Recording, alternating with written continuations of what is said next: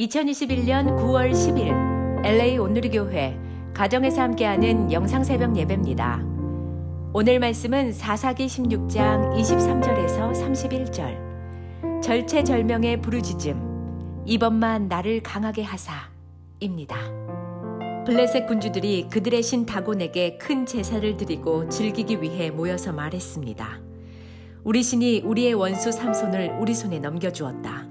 백성들이 삼손을 바라보며 그들의 신을 찬양했습니다. 우리의 신이 우리 손에 넘겨주었다. 우리 원수를, 우리 땅을 파괴한 자를, 많은 사람을 죽인 자를. 그들은 마음이 즐거워서 말했습니다. 삼손을 불러라. 그가 우리를 즐겁게 하게 하라. 그래서 그들은 삼손을 감옥에서 불러냈습니다.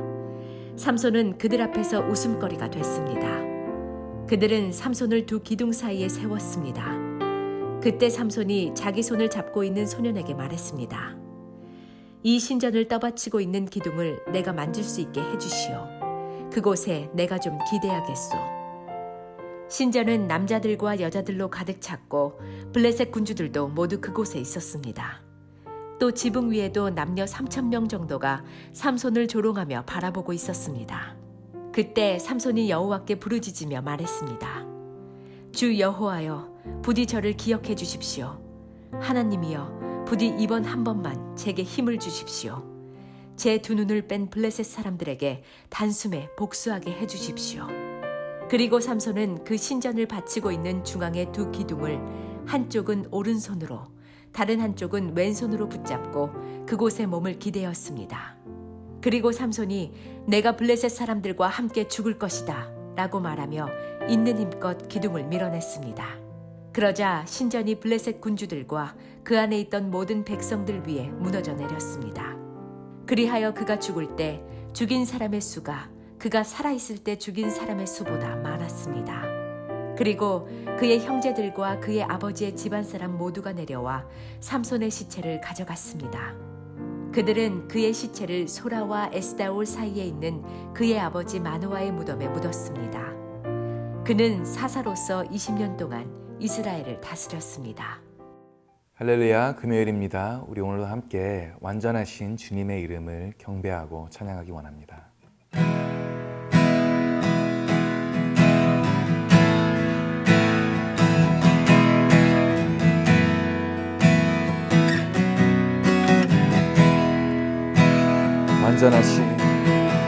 완전하신 나의 주, 이의 길로 날 인도하소서.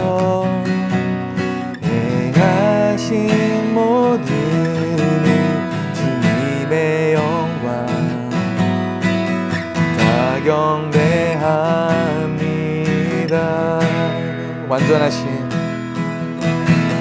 완전하신 나의 주, 이의 길로 날 인도하소서. 행하신 모든 일 주님의 영광 다 경배합니다. 예배합니다. 찬양합니다. 주님만 날 다스리소서. 예배합니다. 찬양합니다. 주님 홀로 높임 받으소서. 예배합니다. 예배합니다. 찬양합니다. 주님만 날 다스리소서.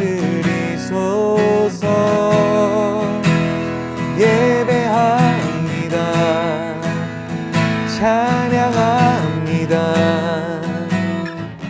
주님 홀로 높임 받으소서. 주님 홀로 높임 받으소서. 주님 홀로 높임 받으소서. 아멘. 할렐루야. 말씀으로 새로운 하루를 시작하시는 사랑하는 여러분, 주님의 이름으로 환영하고 축복합니다. 저를 따라해 보시겠습니다. 기도하면 행복합니다. 절체절명의 부르짖음, 이번만 나를 강하게 하사라는 제목으로 하나님 말씀 전합니다. 방금 읽은 본문의 내용이 무엇입니까? 오늘 본문은 13장부터 이어져 온 삼손 이야기의 마지막 결말입니다.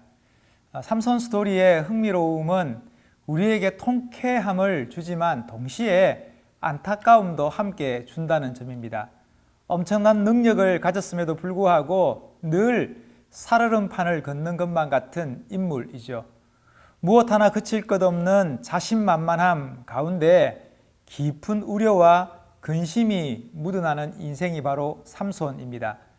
이방 여인과 결혼하겠다며 마련한 잔치 자리에서 불쑥 수수께끼를 던지고 이로 인한 숱한 우여곡절이 그러했죠. 나귀 특별로 1,000명을 죽이는 놀라운 능력 가운데 갑자기 목말라 죽겠다 소리치는 삼손의 모습이 그러했습니다.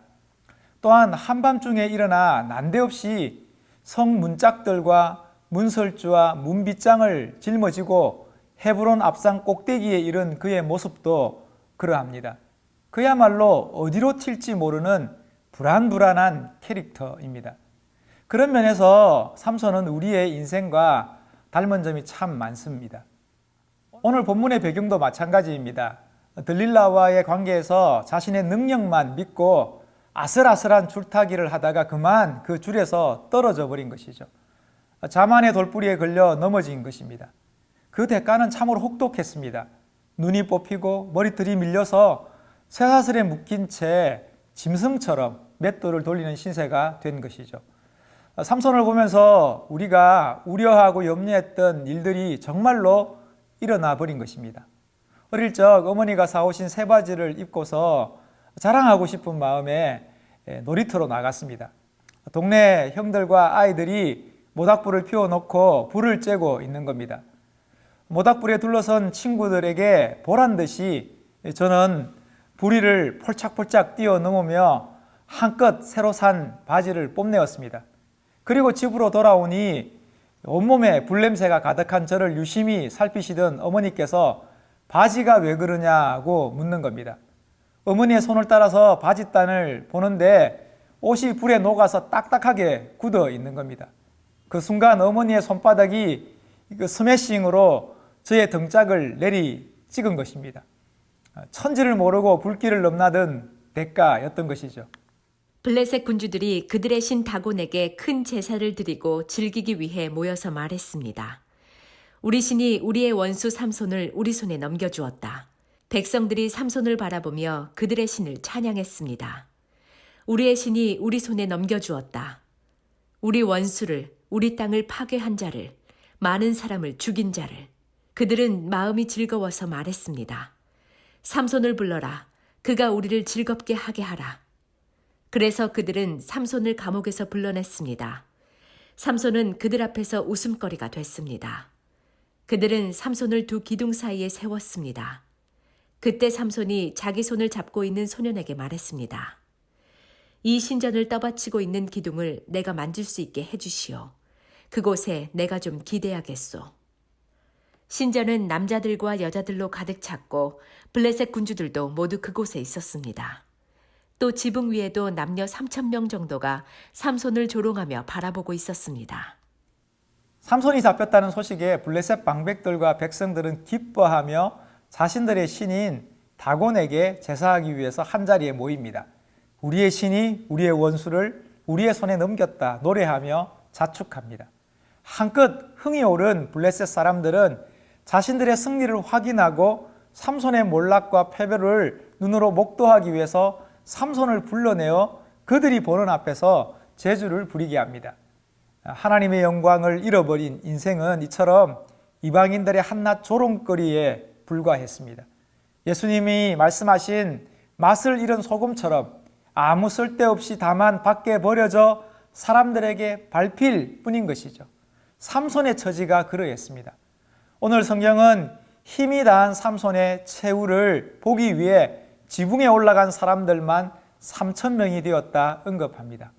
사랑하는 여러분, 기둥에 기대어 기진한 삼손은 마치 예수님의 비유 속에 나오는 탕자를 연상케 합니다. 아버지를 떠나서 자신의 모든 유산을 허랑방탕하게 탕진해버린 둘째 아들처럼 그야말로 비참한 신세가 되어버린 것이죠. 이러한 삼손에게 단 하나의 희망이 있다면 하나님께로 돌이키는 것입니다. 스스로 돌이켜 이르되 내 아버지에게는 양식이 풍족한 품꾼이 얼마나 많은가, 이에 일어나 아버지께로 돌아가니라. 탕자가 절망의 자리에서 일어나 아버지에게로 다시 돌이키듯 여호와 하나님께로 돌아가는 것이 오늘 삼손의 유일한 희망입니다. C.S. 루이스는 이런 말 했습니다. 우리가 늘 주님만 의지한다고 고백하지만 실은 우리가 가장 두려워하는 것, 가장 피하고 싶은 것이 오직 하나님만 의지할 수밖에 없는 상황에 처하는 것이라고. 정말 그렇지 않습니까? 메리라는 여인에게 보낸 편지에서 루이스는 이런 이야기합니다. 제가 만약 부인과 같은 상황에 처했다면 훨씬 더 당황했을 것이고 아마 반항적이 되기까지 했을 것입니다. 왜냐하면 오직 하나님만 의지할 수밖에 없는 상태가 되는 것이야말로 사실 우리가 가장 두려워하는 것이니까요. 이 두려운 진실은 우리가 사실 얼마나 많이, 얼마나 전적으로 다른 것에 의지하고 있는지를 보여주지요. 우리는 의지할 것이 하나라도 남아있는 한 결코 그분께 스스로 돌이키려 하지 않지요. 어쩌면 지금까지 삼손은 하나님의 도움으로 하나님의 능력으로 살아왔지만 그 모두가 자신의 것인 양 하며 여겨왔던 것이죠. 그러니 진정 하나님을 찾는 것도 하나님께로 돌이키는 것도 불가능했던 것이 아닐까요? 하지만 이제 삼손은 그야말로 오직 하나님만 의지할 수밖에 없는 상황이 된 것이죠. 그러니 우리의 절망이 결코 절망의 끝이 아닐 수 있는 이유가 여기에 있는 것입니다. 우리의 막다름이 결코 우리의 마지막이 아닐 수 있는 이유가 여기에 있는 것이죠. 돌이키면 살아납니다. 주님의 이름을 부르면 회복됩니다. 하나님을 찾고 구하고 두드리면 반드시 역사가 일어납니다. 다른 사람이 뭐라고 하는 것은 중요하지 않습니다. 블레셋 사람의 그 조롱이 아무리 커도 주변의 비웃음이 아무리 요란해도 우리가 처한 상황과 환경이 아무리 어려워도 주님 바라보면 됩니다. 그러면 거기서부터 새로운 시작이고 새로운 출발입니다. 사랑하는 여러분, 하나님을 향한 돌이킴이 출발이고 시작입니다. 그때 삼손이 여호와께 부르짖으며 말했습니다. 주 여호와여, 부디 저를 기억해 주십시오. 하나님이여, 부디 이번 한 번만 제게 힘을 주십시오. 제 두 눈을 뺀 블레셋 사람들에게 단숨에 복수하게 해 주십시오. 그리고 삼손은 그 신전을 바치고 있는 중앙의 두 기둥을 한쪽은 오른손으로 다른 한쪽은 왼손으로 붙잡고 그곳에 몸을 기대었습니다. 그리고 삼손이 내가 블레셋 사람들과 함께 죽을 것이다 라고 말하며 있는 힘껏 기둥을 밀어냈습니다. 그러자 신전이 블레셋 군주들과 그 안에 있던 모든 백성들 위에 무너져 내렸습니다. 그리하여 그가 죽을 때 죽인 사람의 수가 그가 살아있을 때 죽인 사람의 수보다 많았습니다. 그리고 그의 형제들과 그의 아버지의 집안 사람 모두가 내려와 삼손의 시체를 가져갔습니다. 그들은 그의 시체를 소라와 에스다올 사이에 있는 그의 아버지 마노아의 무덤에 묻었습니다. 그는 사사로서 20년 동안 이스라엘을 다스렸습니다. 이어지는 내용이 무엇입니까? 삼손은 혼신의 힘을 다해서 하나님께 기도합니다. 그 기도의 핵심은 오늘 설교의 제목처럼 이번만 나를 강하게 하사입니다. 드디어 삼손은 하나님을 향해서 마지막 희망의 불씨를 쏘아 올리고 있는 것이죠. 그의 첫 번째 간구는 나를 생각하옵소서입니다. 다시 한번 나를 돌아봐 달라는 외침이죠. 다시 한번 자신을 기억해 달라는 부르짖음입니다. 욥은 극한 환난 가운데서 하나님께 이렇게 노래하지 않습니까? 나의 손을 잡아줄 자가 누구입니까? 여호와가 우리의 도움이십니다. 환난 날에 나를 부르라. 내가 너를 건지리라. 너가 나를 영화롭게 하리라 선포하십니다. 그러니 인생의 공고함이 밀물지는 날은 곧 우리를 위한 여호와 하나님의 구원의 날인 것이죠. 우리는 모두 하나님의 긍휼이 필요한 인생들입니다.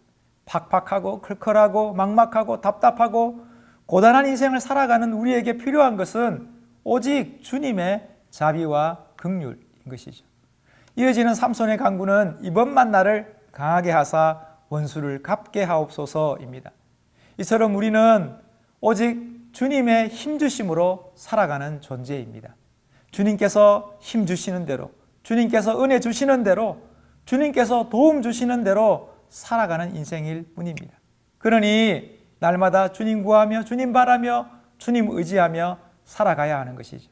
이에 삼손이 양손으로 두 기둥을 허물자 건물이 무너져 블레셋 방백들과 백성들을 덮칩니다.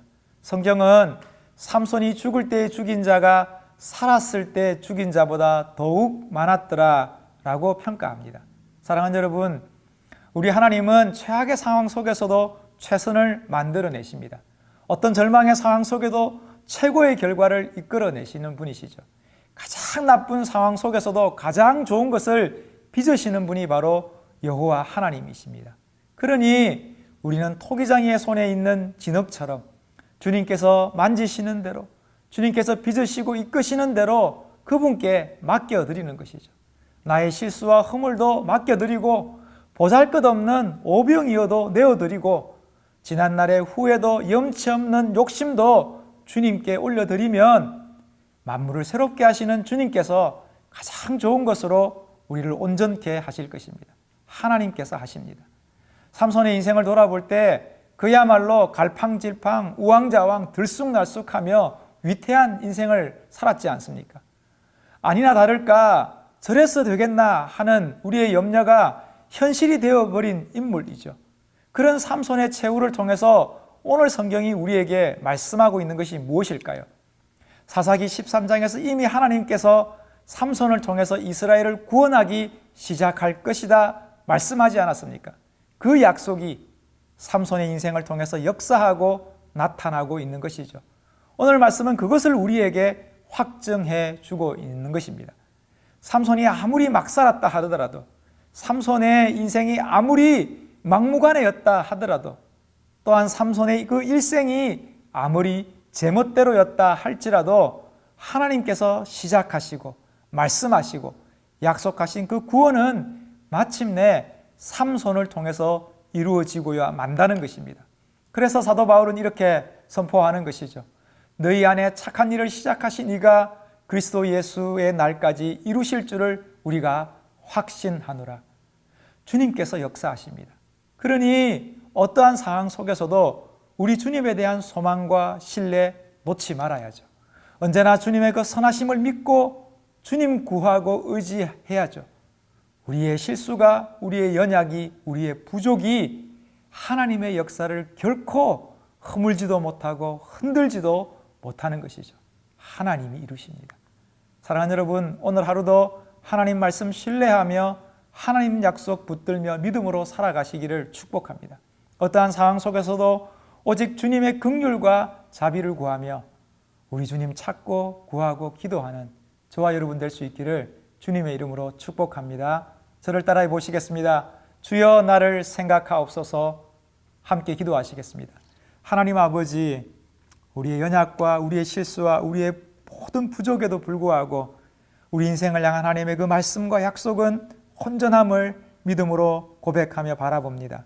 하나님, 오늘 하루도 주님의 능력 득입어 힘입어 살아가는 믿음의 인생이게 하여 주옵소서. 예수님의 이름으로 기도합니다. 아멘.